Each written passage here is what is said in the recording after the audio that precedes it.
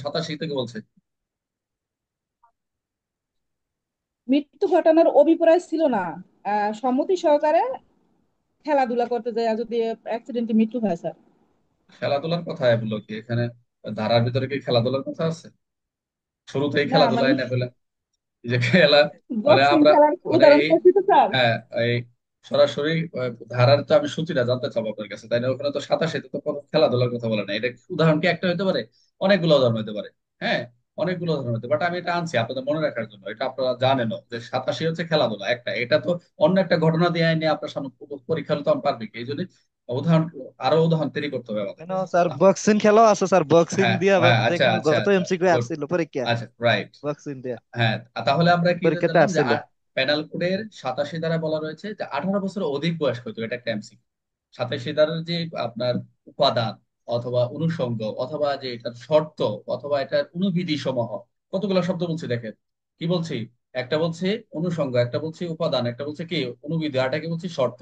খেয়াল রাখবেন ভাষাগুলা। যে এই দণ্ডবিধির 87 দ্বারা বলা রয়েছে 18 বছরের অধিক বয়স্ক ব্যক্তি কর্তৃক যদি তার দ্বারা মৃত্যু বা গুরুতর জখম, খুন করার উদ্দেশ্য নয়, যিনি করতেছেন, যিনি এটা ঘটনা ঘটে যাবে তার উদ্দেশ্য কিন্তু খুন ঘটানোর উদ্দেশ্য নয়, মৃত্যু হত এর জন্য নয়, গুরুতর কোনো আঘাতের জন্য নয়। তবে মৃত্যু বা গুরুতর জখমের সম্ভাবনা রয়েছে এমন একটা আপনারা প্লেসমেন্টে আছেন বা এমন একটা একটা জায়গায় পরিবেশে আছেন যেখানে এগুলো নাই, কিন্তু ওখানে একটা মৃত্যু বা গুরুতর আঘাতের সম্ভাবনা রয়েছে, আপনি জানেন। এই বিষয়টা জানার পরে যদি প্রত্যক্ষ বা পরোক্ষ, ডিরেক্টলি ইনডিরেক্টলি যদি কোনো কনসেন্ট দেন, আমি আর বলছি এটা একটা উপাদান, সাতাশি কনসেন্ট, মত সম্মতি দেন। এই সম্মতি দেওয়ার, এখানে তো আমরা খেলাধুলার সম্মতি থেকে দেয়।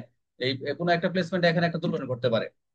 হ্যাঁ, এখন কি সবাই সম্মতি জানে যে খেলাধুলা বলে একটা বলটা এমন একটা স্পর্শকাতর জায়গায় লেগে যেতে পারে? হ্যাঁ, এটা সম্মতি দেওয়া লাগে না, এটা ইনভিজিবল কনসেপ্ট। ওই যে কিন্তু লিমিট দেওয়া আছে 18 বছর অধিক বয়স্ক। তবে আমরা অনেক সময় ছোটবেলায় যখন আমাদের বয়স 18 ছিল না, আমাদের ছিল আন্ডার এইজ, তখন আমরা খেলাধুলা করছি, এরকম আমরা অনেক আঘাত পেয়েছি, কিন্তু এরকম কেউ ক্লেম করে নাই, কেউ মামলা করে নাই। বাট এখানে যদি কোনো ইনসিডেন্ট হতো, ঘটে যেত, গুরুতর মৃত্যু হতো বা কোনো একটা দুর্ঘটনা ঘটে যেত, তো সেখানে কি হতো? আমার প্রতিপক্ষ, বিরুদ্ধ পক্ষ বা আমার পক্ষ নিয়ে যারা ই করবে, তারা কিন্তু আমাদের বিরুদ্ধে মামলা, ওদের বিরুদ্ধে মামলা দিত, কিন্তু আসলে এগুলো তো আইনের দ্বারা আমরা সমানিত। আমরা আইন দ্বারা সমর্থিত, কিন্তু আমরা জানি না। তাহলে আমরা রিপিট করছি, 87 ধারার কি কি উপাদান রয়েছে? 18 বছর অধিক বয়স্ক হতে হবে।